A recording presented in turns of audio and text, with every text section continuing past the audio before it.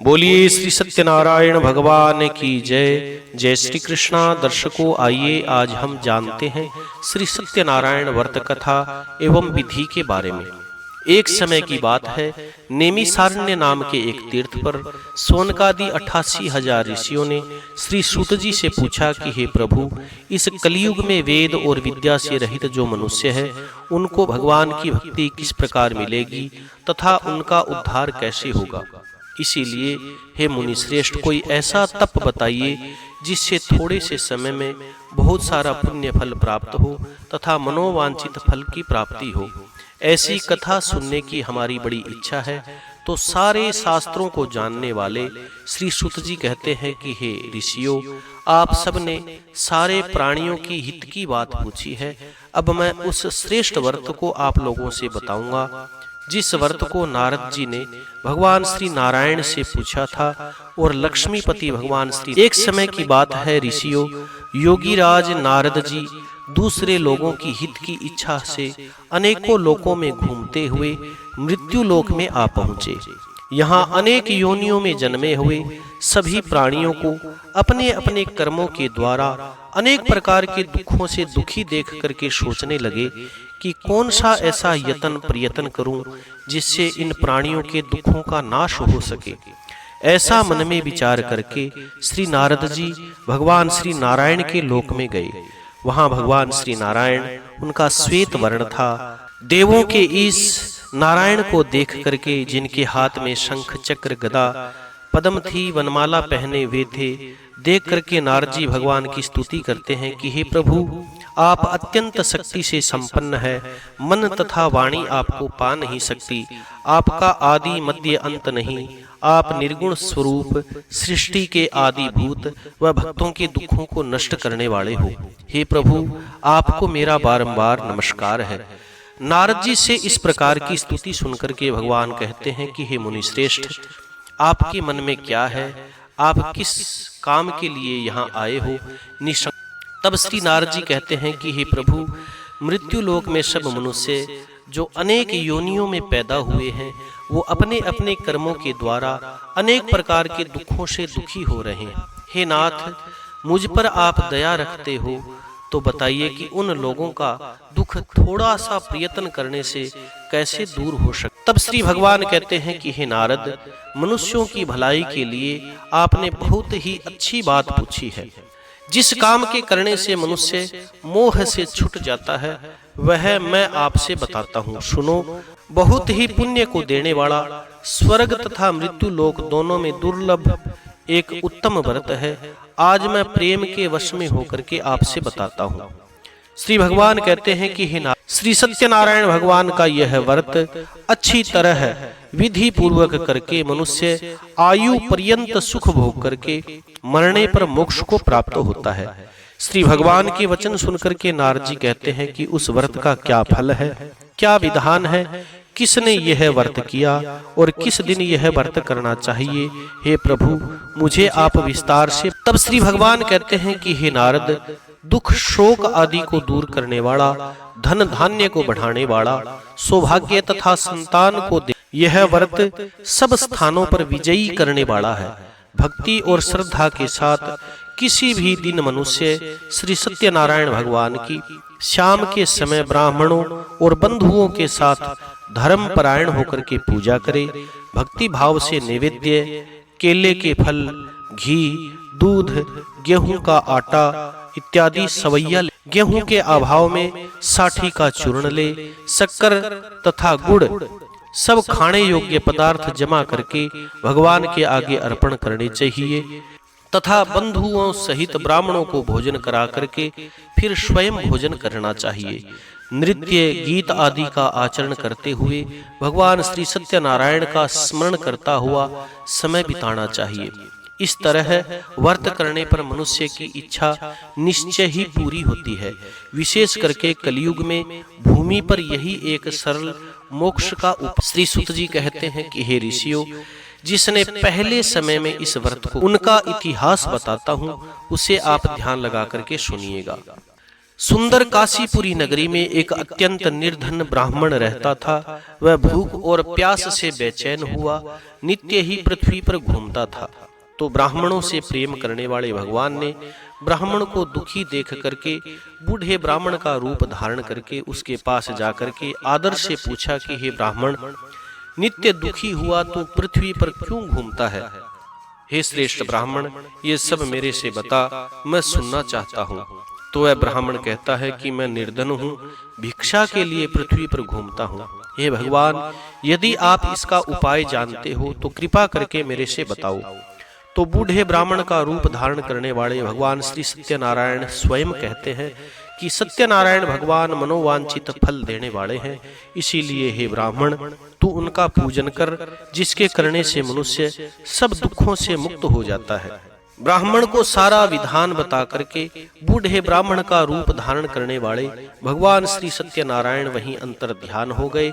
जिस व्रत को बूढ़े ब्राह्मण ने बताया है उसको मैं करूंगा, यह निश्चय करने पर उसे रात में नींद नहीं आई। वह सुबेरे ही उठा और भगवान श्री सत्यनारायण के व्रत का निश्चय करके भिक्षा के लिए चल पड़ा। उस दिन उसे भिक्षा के अंदर बहुत सारा धन मिला, जिससे उस ब्राह्मण ने बंधु बांधवों के साथ सत्यनारायण भगवान का व्रत किया। इसके करने से वह ब्राह्मण सब दुखों से छूट करके अनेक प्रकार की धन संपत्ति से युक्त हो गया। उस समय से वह ब्राह्मण हर महीने व्रत करने लगा। इस तरह सत्यनारायण भगवान के व्रत को जो करेगा वह सब पापों से छूट करके मोक्ष को प्राप्त होगा। आगे जो पृथ्वी पर भगवान सत्यनारायण का व्रत करेगा वह मनुष्य सब दुखों से छूट जाएगा। इस तरह नारद जी से नारायण का कहा हुआ यह व्रत मैंने आप लोगों से बताया। हे ऋषियों, अब मैं और क्या बताऊं आपको? तो ऋषि कहते हैं कि हे सूत जी, संसार में इस ब्राह्मण से सुनकर के किस किस ने इस व्रत को किया वह भी हम सुनना चाहते हैं, इसके लिए हमारे मन में बड़ी श्रद्धा है। तो सूत जी कहते हैं कि हे ऋषियों, जिसने इस व्रत को किया वह सब सुनाता हूँ। एक समय वह ब्राह्मण धन और ऐश्वर्य के अनुसार बंधु बांधवों के साथ व्रत करने के लिए तैयार हुआ।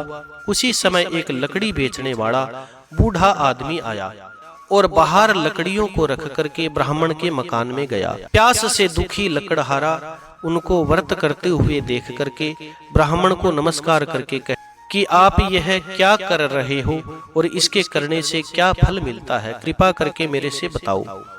तो ब्राह्मण ने कहा कि सब मनोकामनाओं को पूरी करने वाला भगवान श्री सत्यनारायण का यह व्रत, इसकी ही कृपा से मेरे यहाँ धन धान्य आदि की बढ़ोतरी। ब्राह्मण से इस व्रत के बारे में जान करके लकड़हारा बड़ा प्रसन्न हुआ। चरणामृत लेकर के प्रसाद खाने के बाद में अपने घर पर गया। लकड़हारे ने मन में इस प्रकार का संकल्प, आज गांव में लकड़ी बेचने से जो मेरे को धन मिलेगा उससे मैं भगवान श्री सत्यनारायण का उत्तम व्रत करूंगा। यह मन में विचार करके वह बूढ़ा आदमी लकड़ियां अपने सिर पर रख करके जिस नगर में धनवान लोग रहते थे ऐसे सुंदर नगर में गया। उस रोज वहां पर उसे उन लकड़ियों के दाम पहले से 4 गुना ज्यादा मिले।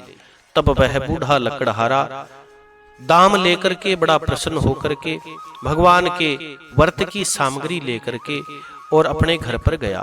फिर अपने भाइयों को बुला करके, बांधुओं को बुला करके विधि के साथ भगवान श्री सत्यनारायण का व्रत और पूजन किया। उस व्रत के प्रभाव से वह बूढ़ा लकड़हारा धन पुत्र आदि से युक्त हुआ और संसार के सारे सुखों को भोग करके अंत में भगवान के धाम को गया। सूत जी कहते हैं कि हे ऋषियों, आगे की कथा भी बताता हूँ, सुनो। पहले समय में उल्का मुख नाम का एक बुद्धिमान राजा था। वह सत्यवक्ता था, जितेंद्रिय था और अपनी प्रजा का पालन पुत्र के समान किया करता था।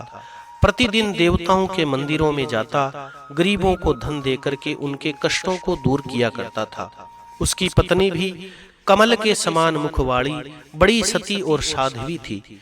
वे दोनों भद्रशिला नदी के तट पर सत्यनारायण भगवान का व्रत कर रहे थे। उस समय वहां एक साधु नाम का वैश्य आया। उसके पास व्यापार के लिए बहुत सारा धन था। वह नाव को किनारे पर ठहरा करके राजा के पास आया और राजा को व्रत करते हुए देख करके विनती करके पूछने लगा कि हे राजन, आप भक्ति युक्त चित्त से यह क्या कर रहे हो? मेरी सुनने की इच्छा है, सो आप मुझे बताइए। तो राजा कहता है कि हे साधु, अपने बंधु बांधवों के साथ पुत्र की प्राप्ति के लिए महाशक्तिवान भगवान श्री सत्यनारायण का व्रत और पूजन कर रहा हूँ। राजा के वचन सुनकर के साधु आदर से कहता है कि हे राजन, मेरे से भी यह विधान बताओ, मैं भी आपके कहने के अनुसार यह व्रत करूँगा। मेरे भी कोई संतान नहीं है, इससे निश्चय ही होगी।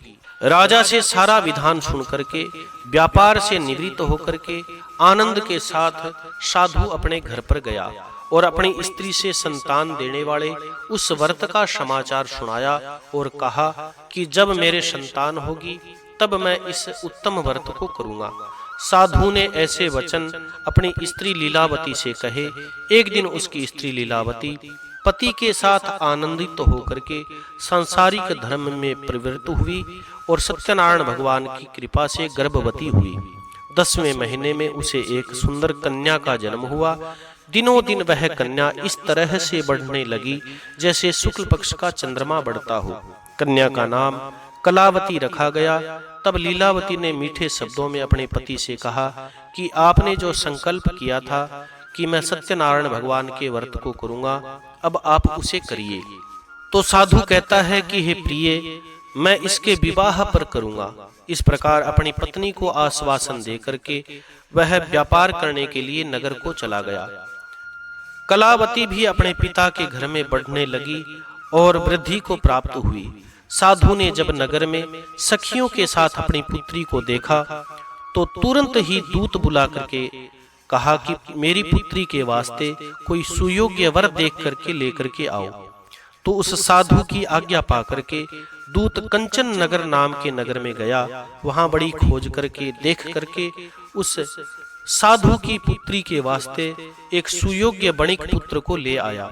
उस सुयोग्य पुत्र को देख करके साधु ने अपने बंधु बांधवों के साथ प्रसन्न होकर के अपनी पुत्री का विवाह उसके साथ कर दिया। किंतु हे ऋषियों, दुर्भाग्य से वह विवाह के समय भी व्रत करना भूल गया। तब श्री भगवान क्रोधित हो गए और श्राप दिया कि तुम्हें दारुण दुख प्राप्त होगा। अपने काम में कुशल वह साधु जमाई के सहित समुद्र के पास रतनपुर नाम के नगर में गया। वहां दोनों ससुर और जमाई चंद्रकेतु राजा के नगर में व्यापार करने लगे। एक रोज भगवान श्री सत्यनारायण की माया से प्रेरित कोई चोर राजा का धन चुरा करके भाग करके जा रहा था, किंतु राजा के सिपाहियों को पीछे आता हुआ देख करके चोरों ने घबरा करके भागते हुए राजा के धन को वहीं छुपा करके रख दिया जहां वो दोनों ससुर और जमाई ठहरे हुए थे। जब दूतों ने उस साधु के पास राजा के धन को रखा हुआ देखा तो दोनों को बंदी बना करके लेकर के गए और प्रसन्नता से दौड़ते हुए राजा के पास जाकर के कहते हैं कि हम 2 चोर पकड़ करके ले आए। हे राजन, आज्ञा दे, इनके साथ क्या करना चाहिए। तब राजा की आज्ञा से उन दोनों को कठिन कारावास में डाल दिया गया। उनका जितना धन था वह सब छीन लिया गया। सत्यनारायण भगवान के श्राप के द्वारा उसकी पत्नी भी घर पर बहुत दुखी हुई। घर पर जो धन रखा था चोर उसको चुरा करके ले गए। शारीरिक व मानसिक पीड़ा तथा भूख और प्यास से दुखी होकर के अन्न की चिंता में कलावती एक ब्राह्मण के घर में गई। वहां उसने भगवान श्री सत्यनारायण का व्रत होते देखा, फिर कथा सुनी, प्रसाद ग्रहण करके रात में घर में आई। माता ने कलावती से कहा कि हे पुत्री, अब तक कहाँ थी, तेरे मन में क्या है। तो कलावती कहती है कि माता, मैंने एक ब्राह्मण के घर में श्री सत्यनारायण भगवान का व्रत देखा। कन्या के वचन सुनकर के लीलावती भगवान के पूजन की तैयारी करने लगती है। लीलावती ने परिवार और बंधुओं के साथ मिलकर के भगवान श्री सत्यनारायण का व्रत और पूजन किया और वरदान मांगा कि हे प्रभु, मेरे पति और दामाद शीघ्र ही घर पर आ जाए। साथ में प्रार्थना करी कि हम सब का अपराध हे प्रभु आप क्षमा करिए। सत्यनारायण भगवान इस व्रत से संतुष्ट हो गए। राजा चंद्रकेतु को स्वप्न दे करके कहा कि हे राजन, दोनों वैश्यों को प्रातः ही छोड़ दे। जो तूने इनका धन ग्रहण किया है वह दे दे, नहीं तो मैं तेरा धन, राज्य, पुत्र आदि सब नष्ट कर दूंगा। राजा से ऐसे वचन कह करके भगवान श्री सत्यनारायण स्वप्न में अंतर ध्यान हो गए। प्रातः काल राजा चंद्रकेतु ने सभा में अपना स्वप्न सुनाया। फिर दोनों बणिक पुत्रों को कैद से मुक्त किया, सभा में बुलाया। दोनों ने आते ही राजा चंद्रकेतु को नमस्कार किया। राजा ने मीठे शब्दों में कहा कि हे महानुभावों, भावी के वश ऐसा कठिन दुख आपको प्राप्त हुआ है, अब आपको कोई भय की बात नहीं। ऐसा कह करके राजा ने उनको नए नए वस्त्र आभूषण पहनाए तथा उनका जितना धन लिया था उससे ज्यादा धन देकर के आदर सहित उन दोनों को विदा किया। दोनों वैश्य अपने घर को चल दिए। सुत जी कहते हैं कि हे ऋषियों, वैश्य ने मंगलाचरण करके यात्रा प्रारंभ करी और अपने नगर को चल पड़ा। उनके थोड़ी दूर निकलने पर दंडी वेशधारी सत्यनारायण भगवान ने उनसे पूछा कि हे साधु, तेरी नाव में क्या है? तो वह अभिमानी हंसता हुआ कहने लगा कि हे दंडी, क्यों पूछ रहे हो? क्या धन लेने की इच्छा है? मेरी नाव में तो बेल पत्ते आदि भरे हुए हैं। वैश्य का ऐसा कठोर वचन सुनकर के भगवान ने कहा, तुम्हारा वचन सत्य हो। दंडी ऐसा कहकर के वहां से दूर चले गए। कुछ दूर जाकर के समुद्र के किनारे पर बैठ गए। दंडी के जाने पर वैश्य ने नित्य क्रिया करने के बाद में नाव को ऊंची उठी हुई देख करके अचंभा किया और नाव में बेल पत्ते आदि देख करके मूर्छित होकर के जमीन पर गिर पड़ा। फिर मूर्छा खुलने पर शोक करने लगा। तब उसके दामाद ने कहा कि आप शोक न करें, यह दंडी का श्राप है, अतः उनकी शरण में चलना चाहिए, तभी हमारी मनोकामना पूर्ण होगी। दामाद के वचन सुनकर के वह दंडी के पास पहुंचा और अत्यंत भक्ति भाव से नमस्कार करके बोला, मैंने जो आपसे असत्य वचन कहे थे उनको आप क्षमा करिए। ऐसा कह करके महान शोक करके रोने लगा। तब श्री दंडी भगवान कहते हैं कि हे बणिक पुत्र, मेरी आज्ञा से बार बार तुम्हें दुख प्राप्त हुआ है, तू मेरी पूजा से विमुख हुआ है। साधु कहता है कि हे भगवान, आपकी माया से मोहित होकर के ब्रह्मा आदि भी आपके रूप को नहीं जानते, तब मैं अज्ञानी कैसे जान सकता हूँ? आप प्रसन्न होइए, मैं सामर्थ्य के अनुसार आपका पूजन करूंगा, मेरी रक्षा करिए, पहले के समान मेरी नौका में धन भरिए। उसके भक्ति युक्त वचन सुनकर के भगवान श्री प्रसन्न हो गए और उसकी इच्छा के अनुसार वरदान देकर के अंतर ध्यान हो गए। तब उन्होंने नाव पर आकर के देखा कि नाव धन से परिपूर्ण है। फिर वह भगवान श्री सत्यनारायण का पूजन करके साथियों सहित अपने नगर को चल पड़ा।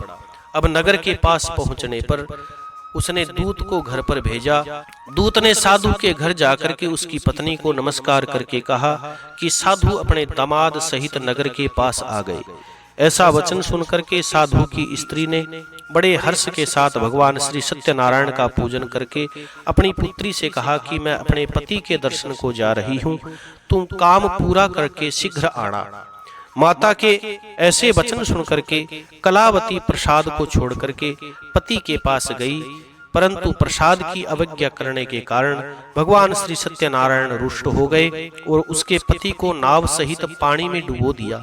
कलावती अपने पति को न देख करके रोती हुई जमीन पर गिर गई। इस तरह नौका को डूबा हुआ तथा कन्या को रोता हुआ देख करके साधु दुखी होकर के कहता है कि हे प्रभु, मेरे या मेरे परिवार से जो भूल हुई है उसे क्षमा करिए। उसके दीन वचन सुनकर के भगवान श्री सत्यनारायण प्रसन्न हो गए और आकाशवाणी हुई, हे साधु, तेरी कन्या मेरा प्रसाद छोड़ करके अवज्ञा करके आई है, इसीलिए इसका पति अदृश्य हुआ है। यदि वह घर पर जाकर के प्रसाद खा करके वापस लौटेगी तो इसका पति अवश्य मिलेगा। ऐसी आकाशवाणी सुनकर के कलावती ने घर पर पहुंच करके प्रसाद खाया, फिर आकर के अपने पति के दर्शन किए। उसके बाद में साधु ने बंधु बांधवों के साथ मिलकर के भगवान श्री सत्यनारायण का विधि पूर्वक पूजन किया।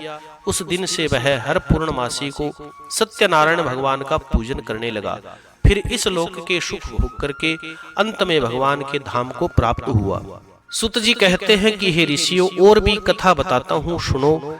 प्रजा पालन में लीन तुंग ध्वज नाम का एक राजा था। उसने भी भगवान का प्रसाद त्याग करके बहुत दुख पाया था। एक समय वन में जाकर के वन के पशुओं को मार करके बड़ के पेड़ के नीचे आया। वहां उसने ग्वालों को भक्ति भाव से भगवान श्री सत्यनारायण का पूजन करते हुए देखा। राजा देख करके भी अभिमान से न तो वहां गया और न नमस्कार किया। जब ग्वालों ने भगवान का प्रसाद उसके सामने रखा तो वह प्रसाद को छोड़ करके अपनी सुंदर राजधानी को आ गया। वहीं उसने अपना सब कुछ नष्ट पाया तो वह जान गया कि सब भगवान श्री सत्यनारायण ने किया है। तब वह विश्वास करके ग्वालों के पास गया, विधि पूर्वक भगवान श्री सत्यनारायण का पूजन किया, फिर प्रसाद खा करके वापस आया। पहले जैसा राज्य उसे प्राप्त हुआ। दीर्घ काल तक सुख भोग करके मरने पर वो स्वर्ग को गया। जो मनुष्य इस परम दुर्लभ व्रत को करेगा, भगवान की कृपा से निर्धन धनी हो जाता है, धन धान्य की प्राप्ति होती है, निर्धन धनी हो जाता है और बंधी बंधन से मुक्त होकर के निर्भय हो जाता है। संतानहीनों को संतान की प्राप्ति होती है तथा सब मनोरथ पूर्ण होकर के अंत में वैकुंठ धाम को जाता है। जिन्होंने पहले इस व्रत को किया, अब उनके दूसरे जन्म की कथा बताता हूँ। वृद्ध सदानंद नाम का वह ब्राह्मण सुदामा का जन्म लेकर के मोक्ष को पाया। उल्का मुख नाम का वह राजा दशरथ होकर के वैकुंठ धाम को प्राप्त हुआ। साधु नाम का वह वैश्य मोर ध्वज बनकर के अपने पुत्र को आरे से चीर करके मोक्ष को प्राप्त किया। महाराज तुंग ध्वज भी स्वयं भू होकर के भगवान के भक्ति युक्त कर्म करके मोक्ष को प्राप्त किया। बोलिए श्री सत्यनारायण भगवान की जय। ओम जय लक्ष्मी रमणा स्वामी, जय लक्ष्मी रमणा। सत्यनारायण स्वामी जनपातक हरणा। ओम जय लक्ष्मी रमणा। रत्न जड़ित सिंहासन अद्भुत छवि राजे, स्वामी अद्भुत छवि राजे। नारद करत निरंतर घंटा ध्वनि बाजे। ओम जय लक्ष्मी रमणा। प्रगट भई कलि कारण द्विज को दर्श दियो, प्रभु द्विज को दर्श दियो। बूढ़ो ब्राह्मण बन कर कंचन महल कियो। ओम जय लक्ष्मी रमणा।